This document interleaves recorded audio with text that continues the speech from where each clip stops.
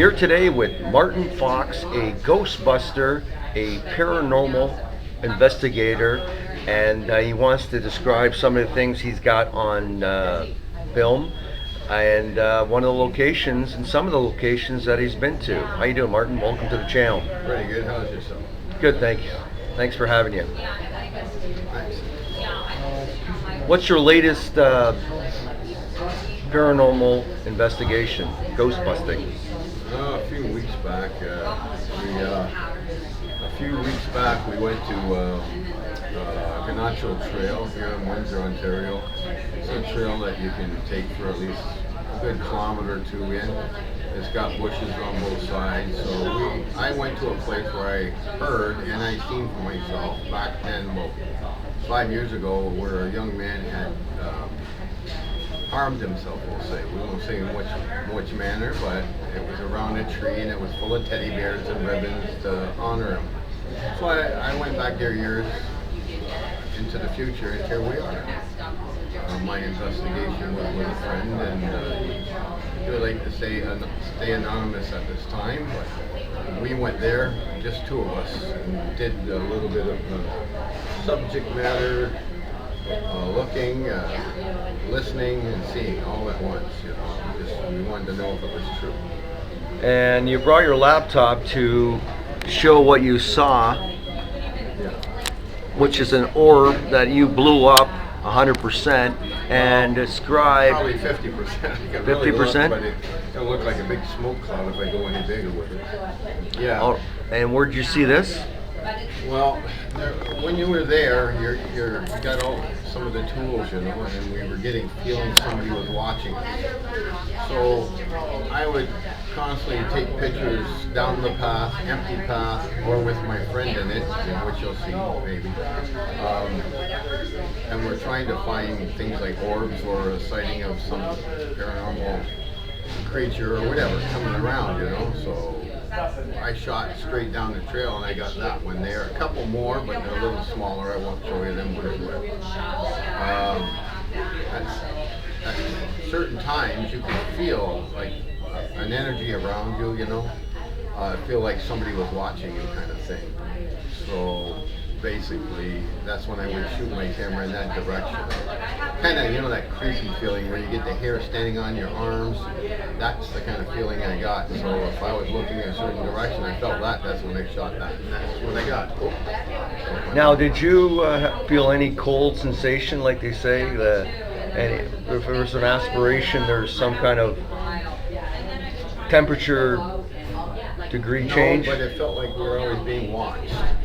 It was a warm night, like it was probably at least close to 90 degrees out there in the bush, so it's sticky, a lot of things, sounds, but it wasn't what you would think. It was like crickets and stuff. So now, do you think that may be a bug?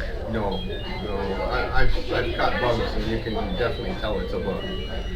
To me, that's an orb. It's a light that we couldn't see with our eyes. Sometimes you do see them, which you get really lucky.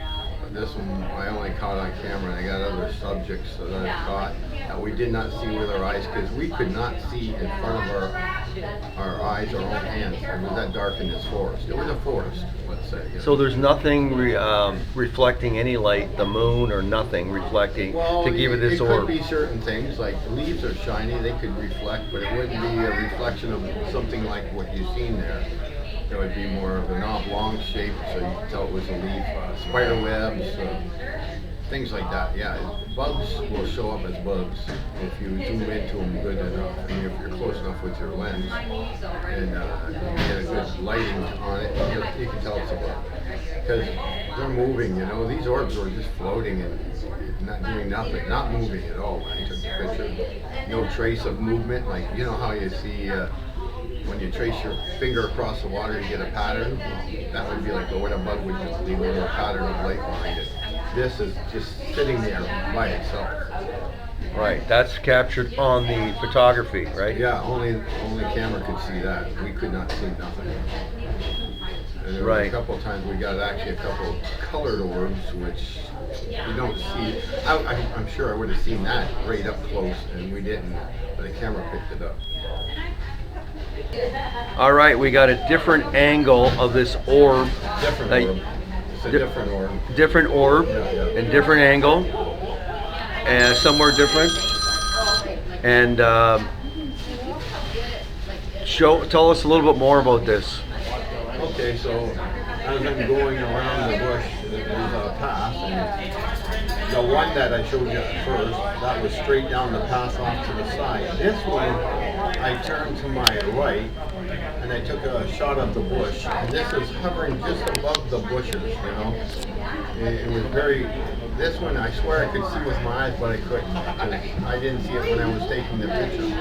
As soon as I shot the camera with the lens, this showed up really brightly, and if you look around the edge, you can actually see where it stands out on the foliage. If you zoom in on it, you'll see the brown color, and that's actually the foliage behind you lit up by this orb, which was very bright to the camera, but I didn't see it. After I stopped focusing in and I shut the camera off, it was gone. So sometimes you see them with your naked eye, which is very rare, or your camera will pick them up very brightly. Like if you look at it, it was like a moon or a sun. So bugs don't do that usually. All right, explain some of the tools you use for paranormal investigation. Okay, in the picture you'll probably see an EMF meter, which is this one here. Oh, no, blocking. It's got little colored lights on it from green, yellow, and red. So when they're going off in the yellow, that's kind of normal. So if they go off in the green, that means there could be something showing up. If it's in a red, you definitely got an entity in front of you. It works off, the EMF works off magnetic current, which spiritual items only use, I guess. I can't explain any more than that the current from an entity is more magnetic, I guess. And this meter here is the one that'll pick it up. The black one in the back with an antenna attached to it, it's called a Rempod. It's kind of like a distance meter. There's a perimeter meter, which there's something within that perimeter around that area. It comes close enough to that antenna. It will beep once, or it'll give a constant beep, beep, beep, beep, beep, beep, like that. And that's letting you know that there's something in your area that's not human. But a human, if you step up and put your hand on that, actually it'll go off. It'll register you're so close to it, it'll start beeping. So anything. So if you're in an area where there's nobody standing or nobody around it, that thing starts beeping, you know something is in that perimeter of that alarm system. Then you can use it for answering like yes or no, beep for once or beep for twice if you're male or female, or are you a good entity or bad entity. That thing is good for that because the entity will reach out and touch that thing. Sorry, my voice is going worse. Anyways, another way you can communicate with them is with voice-activated tape decks, or tape machines, digital types, handhelds, where you would ask a question, then you would set your voice recorder on, and then you would review it later. Was there any entity talking on your tape recorder? That's a good way of picking up your voices or whatever entity happens to be there. Another one is called the ghost box. It's like a little radio that switches back and forth from FM, AM, and different channels very fast, and entities are allowed to talk through the ghost box.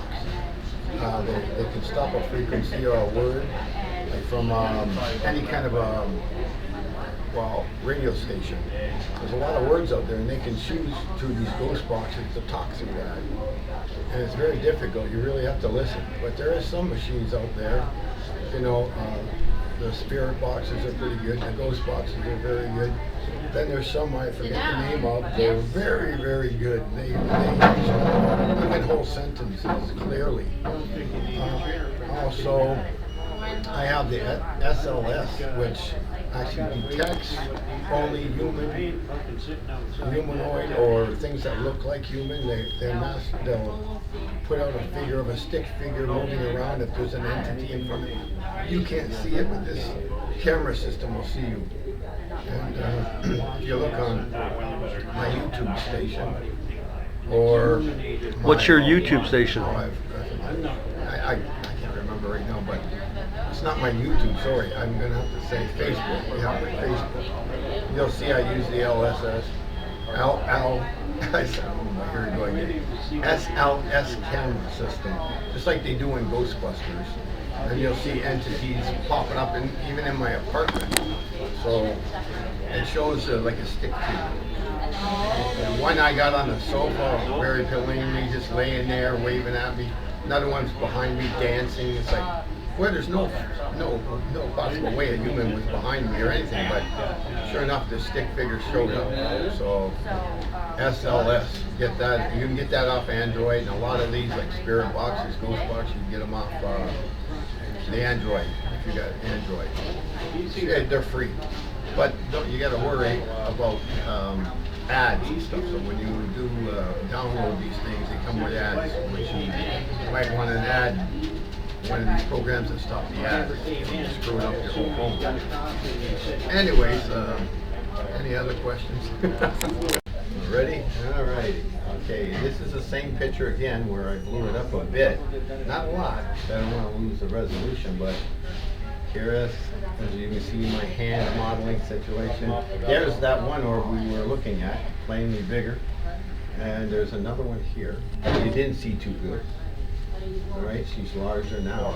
And there's one here and one here, and that's about it. Yeah, 4 orbs flying around there. And that's what made me and my buddy look in that direction when we took the picture. We were creeped out a little bit, the hair standing on her arms, so that's why.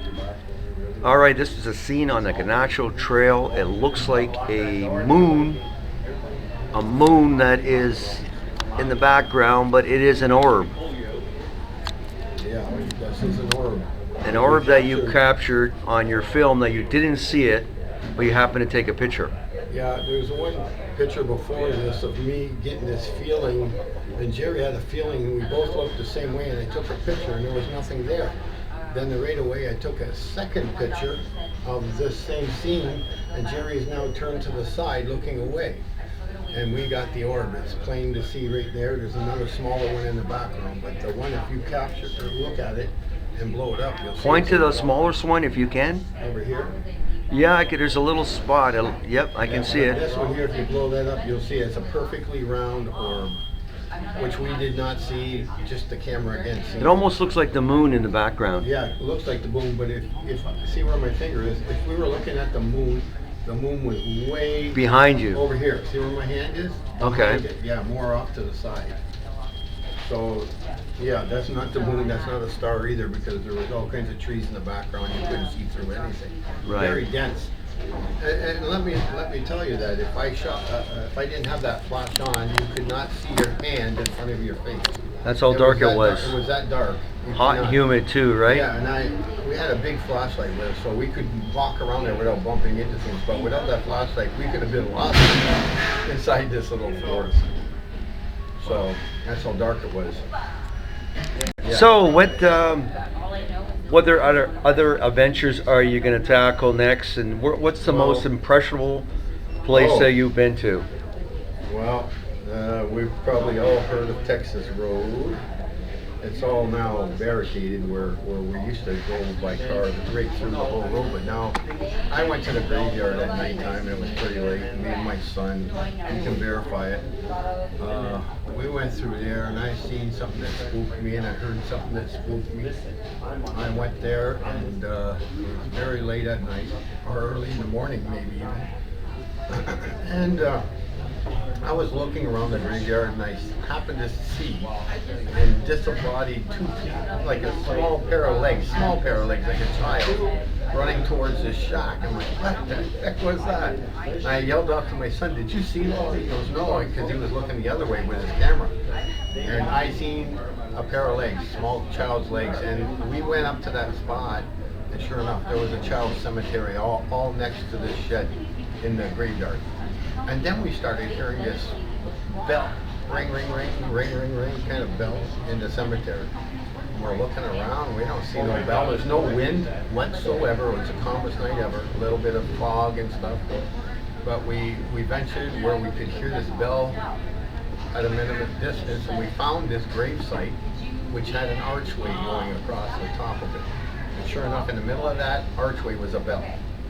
And I said, well, could it be that we heard this thing go off? So I start talking and saying, if there's an entity here, could you ring the bell for us one more time? Just let us know that we're here. Are we in danger or anything? Are we okay? And suddenly we wait. It had to be about 45 seconds. That bell rang right in front of me and my son. Bing, bing, bing, bing, bing, bing, like that. I said, okay, thank you very much. We're out of here. And I did a little prayer. I said, you're not allowed to follow us home. We got in the car and we left. That's all I'll say. I won't say what happened after, because that'll be for another section maybe, if I'm allowed to.